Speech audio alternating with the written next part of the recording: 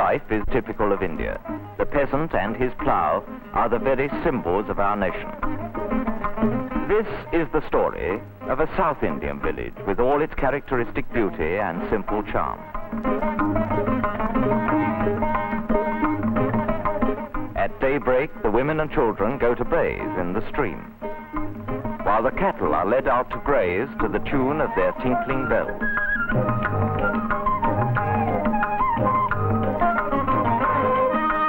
The women scour the household vessels in the stream and fill them with water for the day's requirements. The first important duty of the day is the worship of the village deity, while some of the villagers bathe in the waters of the temple tank, as it is believed that one is thereby purified from sin.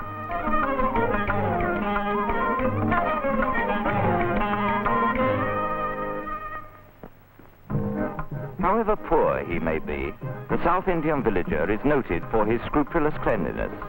Even the humblest homes are kept in perfect order. Nearly all tasks are performed in company, as community life is especially characteristic of the South. In this street live Brahmins, their house fronts beautifully adorned with columns. As in all villages, news is passed round quickly. In this house, there is much to talk about, as there's going to be a wedding in 2 months' time. This must surely be the bride.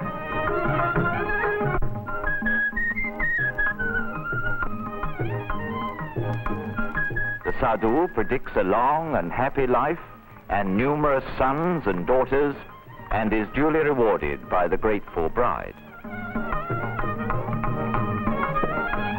The backyard is a veritable hive of activity. Cattle are fed and watered here, and cows are milked. Women sing village songs as they pound the rice. Done thus to music instead of gossip, work progresses swiftly.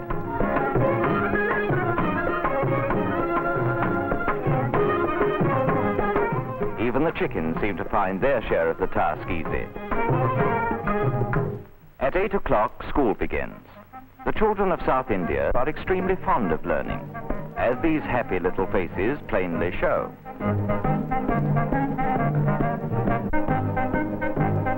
When lessons are over, the children play typical local games. The South Indian village is a self-sufficient unit. For smelting iron, making cartwheels, buckets and such things, or for shoeing his bullocks, the villager need not go far. The local blacksmith fulfills all these needs. Pottery is an important local handicraft. The potter's skillful hands work swiftly. Vessels of different designs and sizes are fashioned as if by magic. They are dried in the sun and baked in fire. From easily perishable pottery, we turn to the seemingly imperishable monuments for which South India is famous.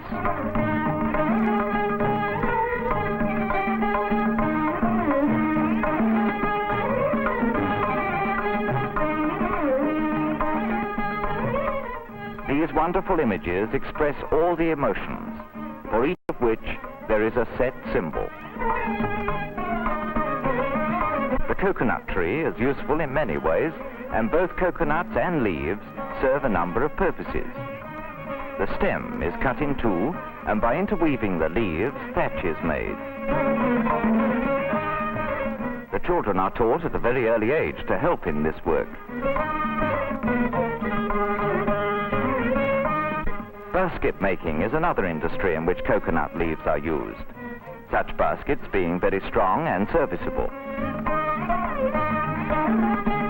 Rope is made out of the fiber from the outer cover of the coconut. The work is done either by improvised wheels or by hand. Sometimes ropes are made from palmyra leaves as well. In many of the villages, the main occupation of the people is weaving. They spin the yarn on the charka, size it, and weave it on the hand loom. Apart from the khadi thus prepared, they also purchase mill yarn and weave it on their looms.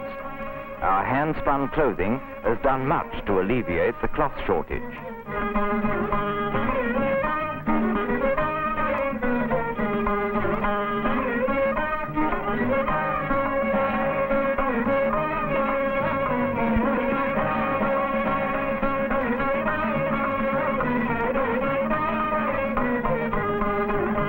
In the dry regions of the south, groundnuts are the staple crop.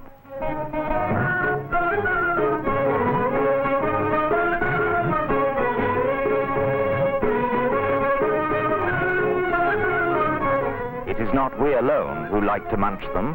They are popular with all, from our venerable ancestors to our youngest descendants. Groundnut oil is being prepared here. This oil is widely used in cooking nowadays.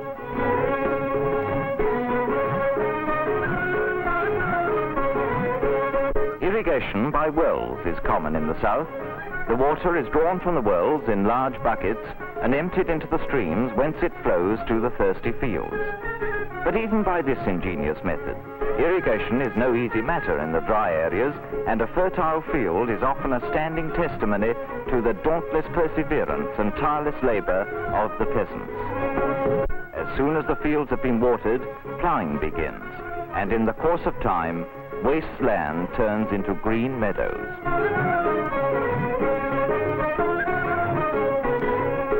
Whatever the villagers do, they sing their way through their work, forgetting their weariness in the joy of music. Harvesting, naturally, is an occasion for especial enthusiasm. If the land is their own and the harvest a good one, their gladness knows no bounds, and they seem not to be aware of the heavy burdens they carry as they gather in the crops. As the carriers transport the hay to the marketplace, they still sing their melodious folk songs.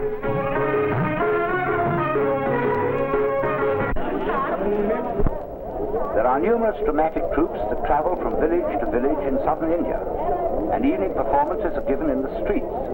Here, the people of the village witness one of the most popular musical dramas, Mathura Viran, the story of Princess Bomi being wooed by Viran, a commoner.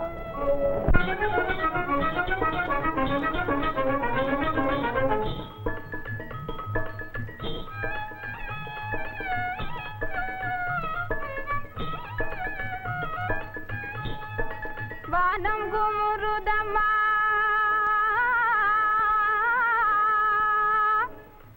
male poriya pogudamma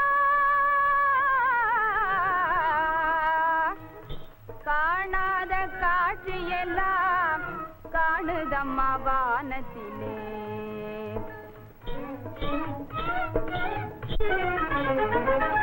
kariyamalai pole megam thiraluvadai paar இருளிடையே மின்னல் கண்ணை சிமிட்டுவதே பார், கண்ணை சிமிட்டுவதே பார், அதன் அழகை வந்து பார், என் அழகை நின்று பார். யாரடா நீயும் எங்கே ஆணவத்தோடு வந்து அச்சம் இல்லாமல் எந்தன் அருகில் நெருங்குகின்றாய். யாரோ வென்றென்னை எண்ணி அஞ்சாதே பொம்மியம்மா, வீரன் மதுரை வீரன் செல்லானின் மைந்தனம்மா. காரிருளில் இங்கே வர காரணம் என்ன? கட்டழகி பொம்மியேவும் காவலுக்கு வந்தேன் நானே, காவலுக்கிறான். தனியாக என்னை விட்டு போகலாமோ தையலனி? ஏன் உனக்கு ஒரு காவலா? இல்லை, உந்தனை கூடவுமே ஆவல். என்ன கூடவும் ஆவலா? குறும்பு பேச்சு பேசுறி கரும்பே உன்மேல் ஆசை வச்சேன், ஆசை வச்சேன் உன்மேலே நான். ஆளான உன்னை கண்டேன், ஆளான உன்னை கண்டேன், அன்பு கொண்டேன் பெண்மையிலே. ஆளான உன்னை கண்டேன், அன்பு கொண்டேன் பெண்மையிலே. ஆசையெல்லாம் ஆசையெல்லாம் கொள்ளை கொண்டீர் ஆனழகா மன்மதன் நீர், ஆனழகா மன்மதன் நீர், அஞ்சாத தீரரும் நீர், ஆனழகா மன்மதன் நீர், அஞ்சாத தீரரும் நீர்.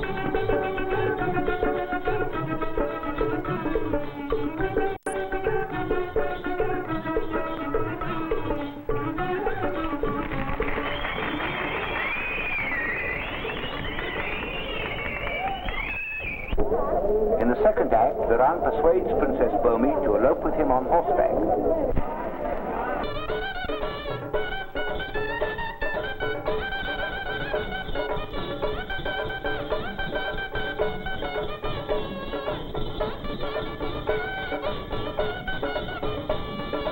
கட்டுக்காவலை எனதழகு பொம்மி அம்மா உன்னை கொண்டு வந்தேன் பாரு. நான் வரமாட்டேன் என்று சொன்னாலே என்ன செய்ய முடியும்? எப்படி கொண்டு வர முடியும்? போதும் போல நான் வந்து உன்னையே தூக்கி வந்து இருப்பேன், பந்து போல் எடுத்து வந்து இருப்பேன். பூதம் போல நீ வந்திருந்தா நான் புழுவின் வடிவமாகி பூமிக்குள்ளே நான் புகுந்துடுவேன், நீ ஏமாந்துடுவாயே. பூமிக்குள்ளே நீ புகுந்திருந்தாலே எலியாய் மாறிய நான் வளையும் தோண்டி பிடித்திடுவேன். எலி உருவானால் நான் பெரும் பூனை வடிவமாகி வந்து மியாவ் மியாவ் என்று கற்றுவேன், எலியும் நடுங்கிடவே. பூனைவர் வந்தால் புலியொரு கொள்வேன், நடுங்கிய பயந்திடுவாய், பொம்மினி அடங்கி ஒதுங்கிடுவாய். வம்பு ஏனி நீ அன்பு வீரனே, இன்பமாக வாழ்வோம், நாம் இன்பமாக வாழ்வோம், நாம் ஒன்று சேர்ந்து வாழ்வோம்.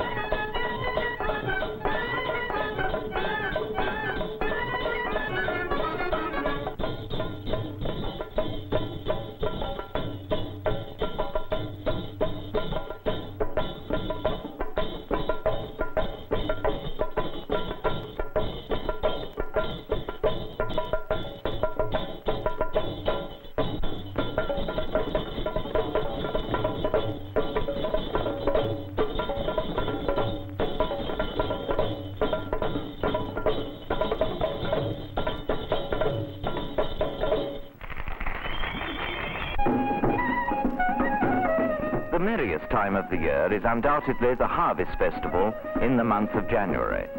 Pundits and peasants, rich and poor, all flock to take part.